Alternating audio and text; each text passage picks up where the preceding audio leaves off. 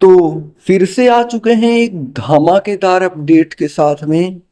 देखिए दोस्तों, 1,74,73,207 लोगों ने इस मूवी को देख लिया है। भोजपुरी की बहुत ही बेहतरीन फिल्म है। आपको बताना चाहते हैं 85,000 से भी ज्यादा लोगों ने इस फिल्म पर लाइक कर दिया है। आप जानते होंगे कि कोई भी अगर फिल्म मूवी कोई भी देखता है तो पूरी मूवी नहीं देखता है। पूरी मूवी अगर देखता भी है तो लाइक नहीं करता है। लेकिन मूवी उसको अच्छी लगती है, चाहे मैं हूं चाहे कोई भी हो।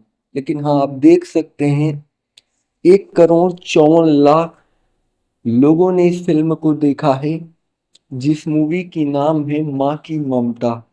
भोजपुरी की काफी बेहतरीन फिल्म है दोस्तों।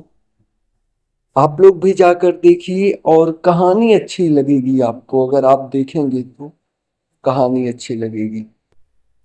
और ऐसे ही भोजपुरी इंडस्ट्री से रिलेटेड तमाम न्यूज देखने के लिए आप हमारे साथ जुड़ सकते हैं हमारे YouTube चैनल को सब्सक्राइब करके। जी धन्यवाद दोस्तों।